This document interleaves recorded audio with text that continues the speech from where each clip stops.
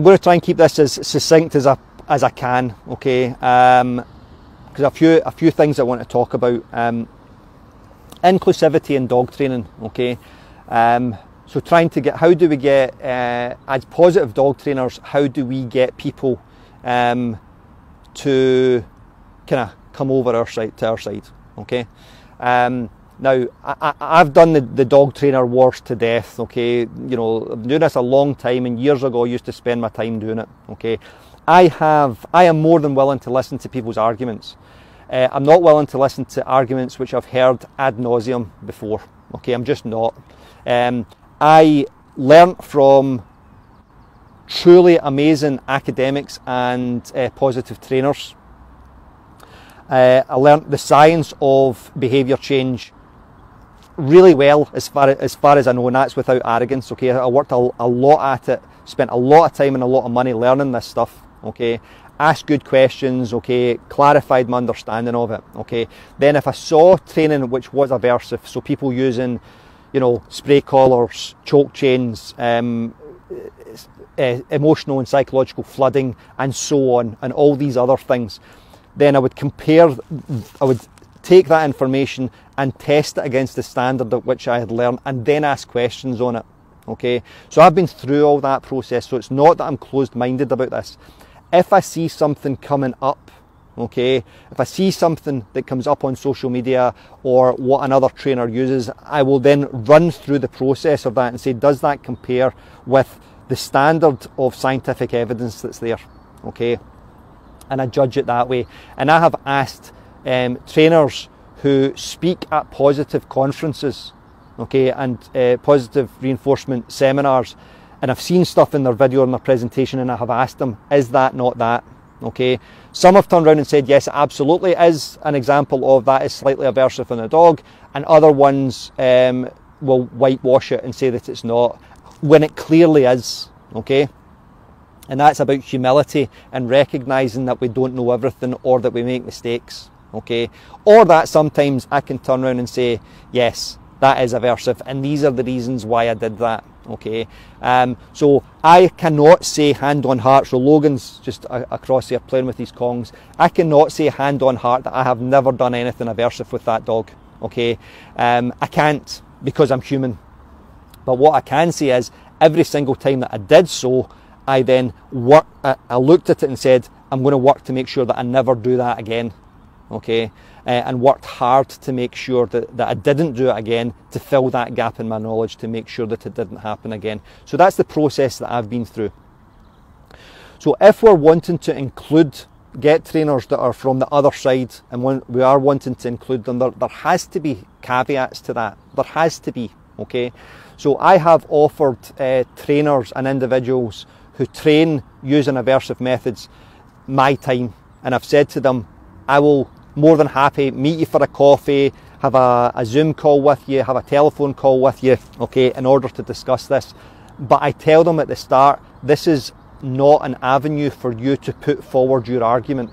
If you want to compare what I'm saying and test it against your understanding of what you're doing, that's fine, okay?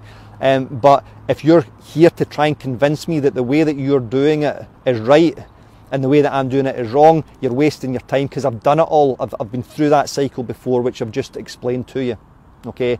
So I'm more than happy to include people. I think organisations should have that, everybody welcome, okay? They should have that, but it's welcome to come and attend. So when I've hosted really good trainers over the last few years who speak internationally, I have reached out to the trainers in my community that train aversively and said, this is on if you want to come to it, okay? Now what I'm not doing there is I'm not saying, this is on, do you want to come to it, so that you can argue that what the person on that is presenting is wrong, okay? Or you can come here so that you can present your information, okay? So if I was to attend an aversive trainer's seminar, okay, the audience aren't there to listen to me challenging him on his stuff, okay? That, because the audience are there attending to see, they're paying to attend to see that, okay? To see him, not me, okay? So that's why I don't give people a platform, because this is my platform, right?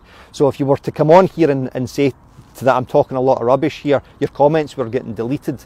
If you're coming on to my platform and saying that and having an argument with me, that's me letting you speak to. So if we bring a trainer into our realm, okay, for want of a better word, and we give that trainer an opportunity to present information, okay, no matter how benign that information is, what that person can do, either deliberately or non-deliberately, not deliberately, okay, is that they can present that information that, you know, I've done a workshop with John McGuigan. John McGuigan trains positively, okay, so he can now reach people under the assumption or under the guise that it's an endorsement from me of his training methods, when it absolutely isn't. Okay, this is why I don't work with trainers that do this stuff, okay. Won't have them on my podcast, won't have them on my video channel, okay, I just won't, okay, because I know where, either deliberately, okay, or because people can't critically analyse, they can't, you know, read information properly, okay, they want snapshots of information, will see that as an endorsement, okay.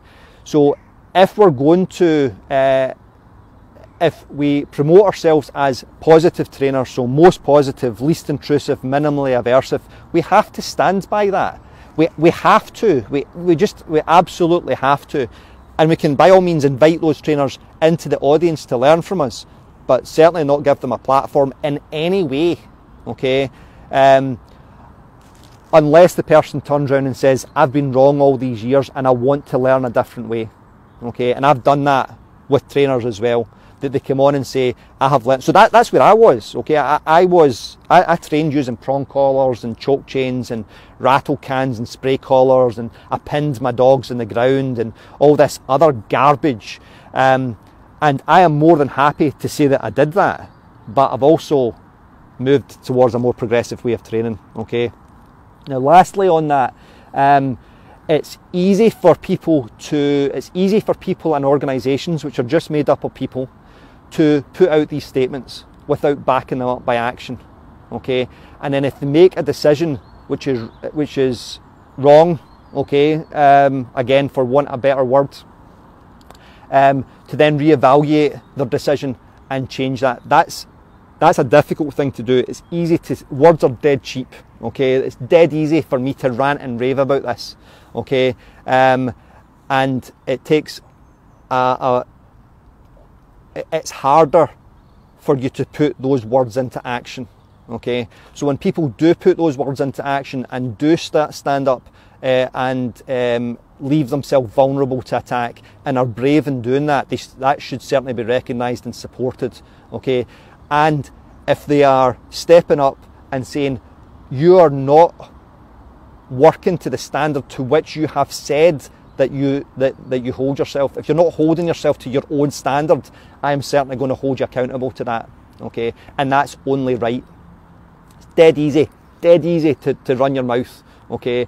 It's dead easy to say that, you know, to say that you're, you know, whatever, and you know, and I don't, not minimising this, anti-racist, anti-homophobic, anti-misogynist. That's dead easy to say.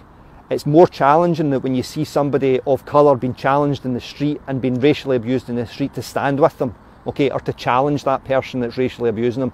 That's much more difficult, and it takes courage. It leaves you vulnerable to getting hurt emotionally, getting hurt physically, and with some organisations getting hurt financially. So I am running some risk in saying this, okay? I am running some risk in saying this, but I've weighed up the risk versus can I sleep at night? Can I look myself in the mirror?